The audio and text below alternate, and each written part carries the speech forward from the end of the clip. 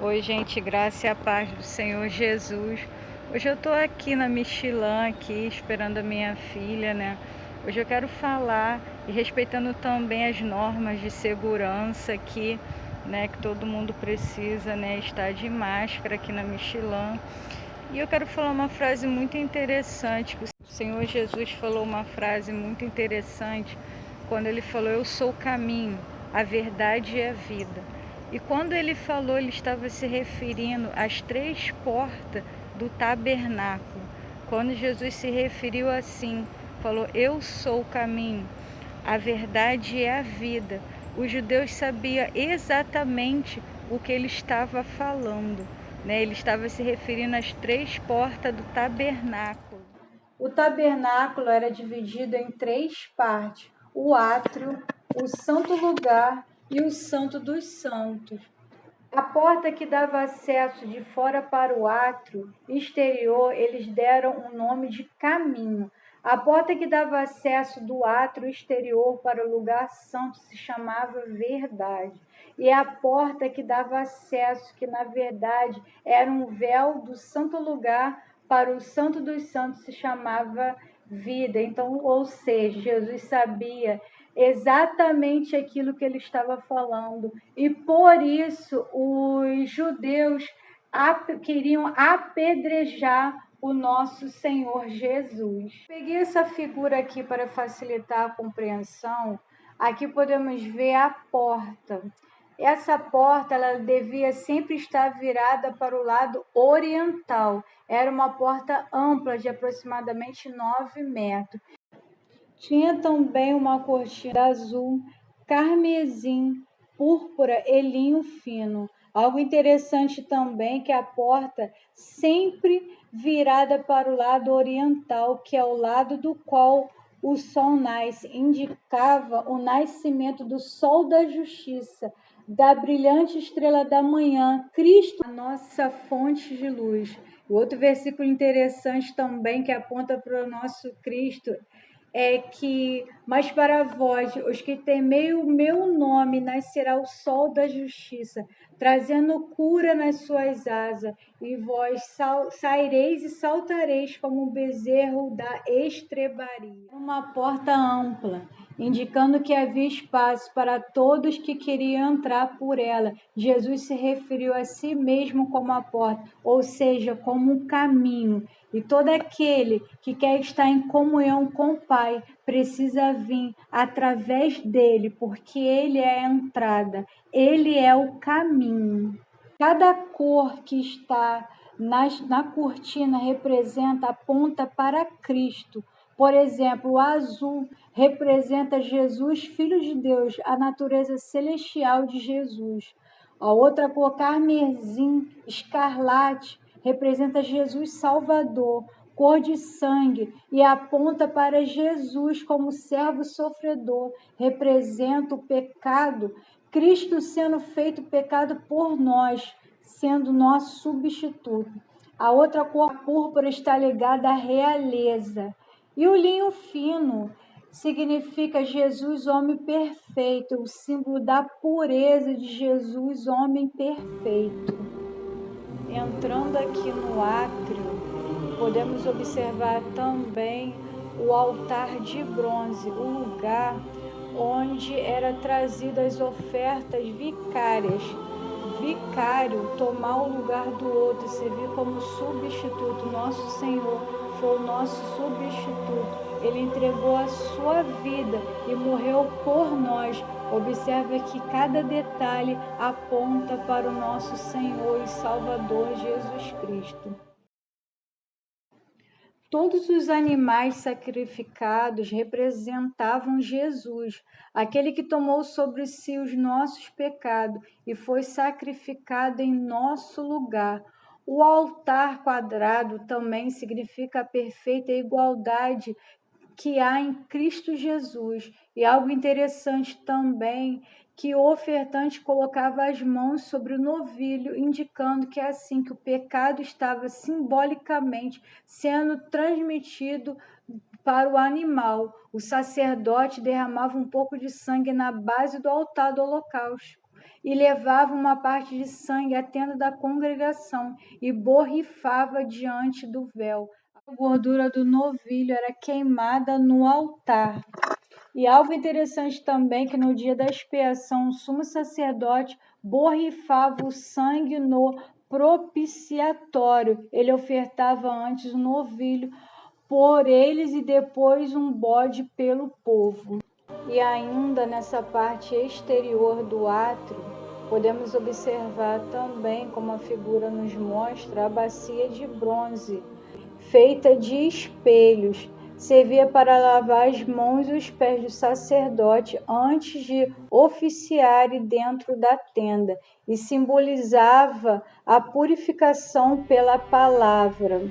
E também podemos observar a tenda da congregação, que significava essa tenda que ela cobria o santo lugar e o santo dos santos, porque o povo do lado de fora não podia avistar qualquer beleza, assim como ninguém pode contemplar a beleza de Cristo estando de fora dele. As bordas também suspensas significava Cristo sendo exaltado. E outra coisa interessante também é os 5 colunas que sustentavam o reposteiro, significava Cristo exercendo os 5 dons ministeriais. E agora entrando, na parte que significa a verdade no lugar santo.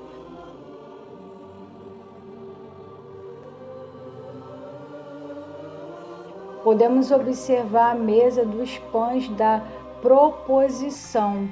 E esses pães representam, eram 12 pães postos em 2 fileiras, 6 em cada fileira, e sobre eles era colocado incenso puro. Os pães eram asmo, ou seja, que não possuía fermento, e a cada 7 dias eram trocados, o sacerdote comia deles.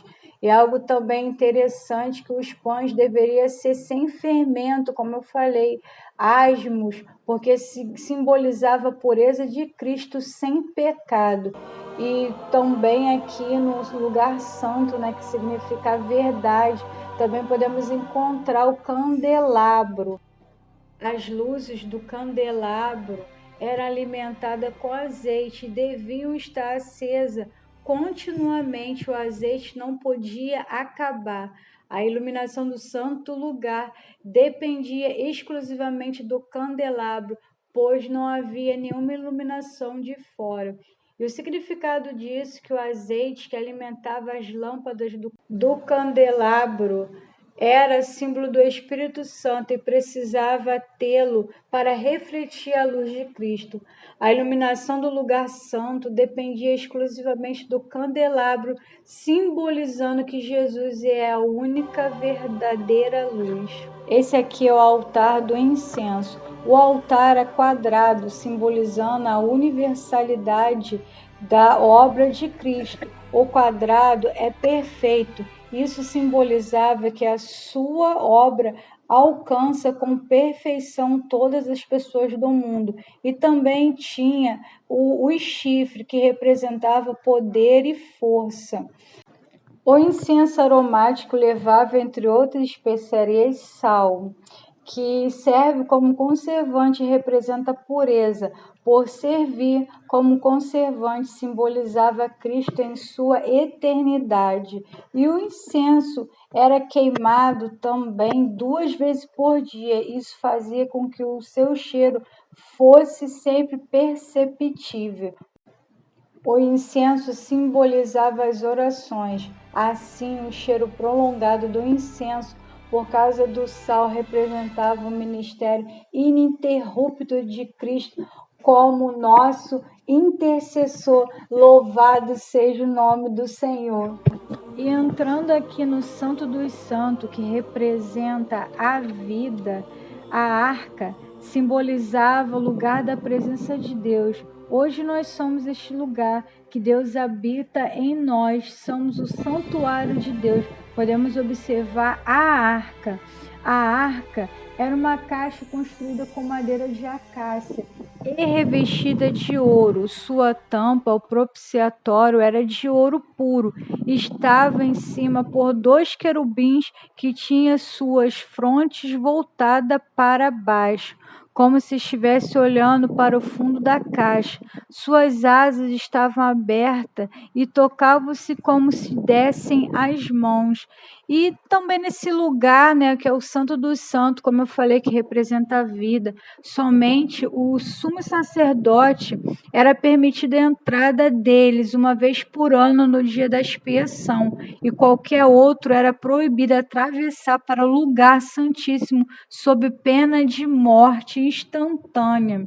Nesse dia, o sangue era aspergido no propiciatório, parte da cima da arca, também chamado de lugar de misericórdia ou lugar de perdão.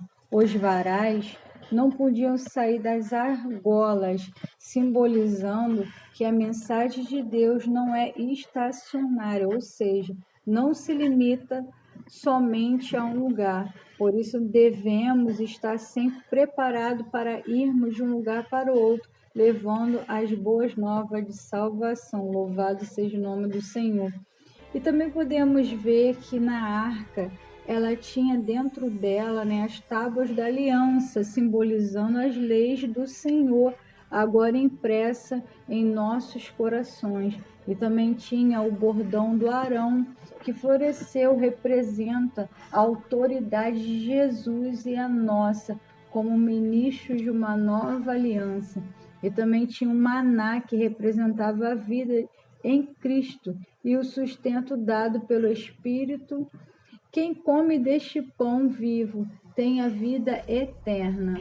E todo o tabernáculo apontava, era uma figura de Cristo, mostrava Jesus, Filho de Deus, Jesus Salvador substituto, Jesus Rei, Jesus Homem perfeito, Jesus o caminho, Jesus a verdade, Jesus a luz do mundo.